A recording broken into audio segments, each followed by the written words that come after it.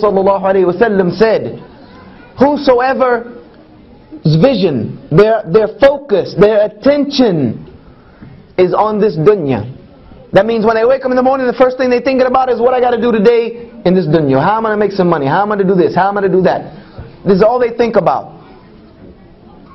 Our Rasul sallallahu alayhi wasallam said that Allah will make that person's affairs in disorder. He will make your affairs like this. And we all know those people. They seem like they have so much to do, but they get nothing done. And they look crazy doing it. And run themselves crazy. I've seen brothers like that. They're like, where you going, akhi? I got to go to this class, and I got to be at that class, and I got to go to work, and then I got to go to another job. And akhi, slow down, man. Did you make salah yet? Salah? Oh, subhanallah. I missed like 3 already. And this is their condition. And also, by chasing this dunya, we don't know that we're losing it. Because our Rasul sallallahu alaihi wasallam said, not only will his affairs be in disarray, Allah will place poverty between his 2 eyes. Allah will place poverty between his 2 eyes. And he will get nothing from this dunya except that which Allah has already ordained for him. What was written for you before Allah even created you. That's all you'll get. If Allah means for you to get $200 a week, I don't care if you get a job that's giving you $1,000 a week. At the end of the day, you're going to end up with $200. This is the qadr of Allah. If you think I'm playing games, test it. Try it out. See. Look at people's lives. Look at how easily money comes and goes. Just a clear example for you how Allah subhanahu wa ta'ala deals equitably with his issue of what he's already ordained. We have an economic crisis going on in this country. Right? They call it the Great Recession. They're spending months and hours and they're spending millions of dollars to figure out why they lost millions of dollars.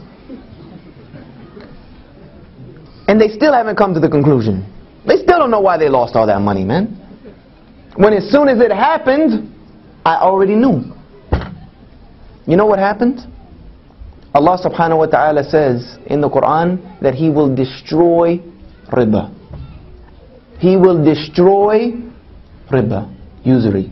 And not too long ago, about a month ago, there was an economist on CNN that says what happened in this past 2 years is that we have lost almost all of the capital interest that we have gained since the Depression.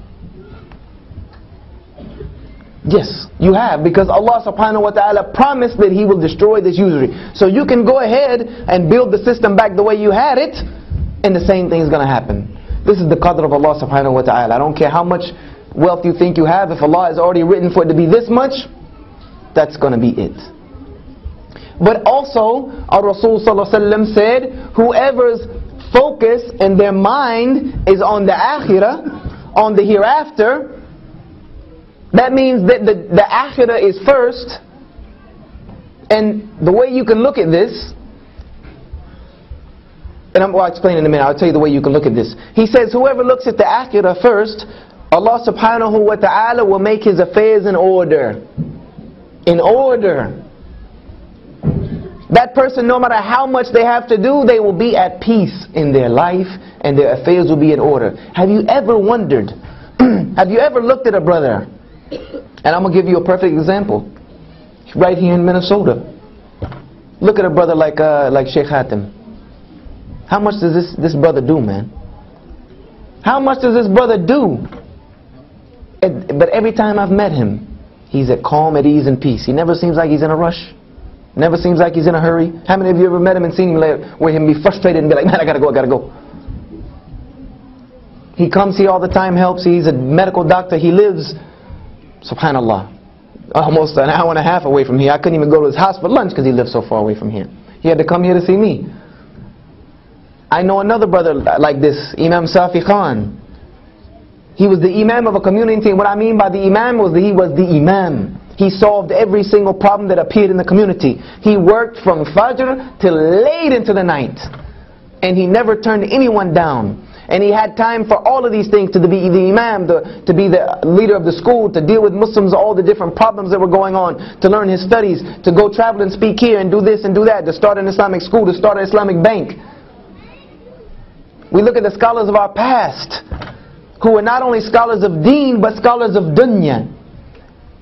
They accomplished so many things with so little information that they had, so little access to information. How?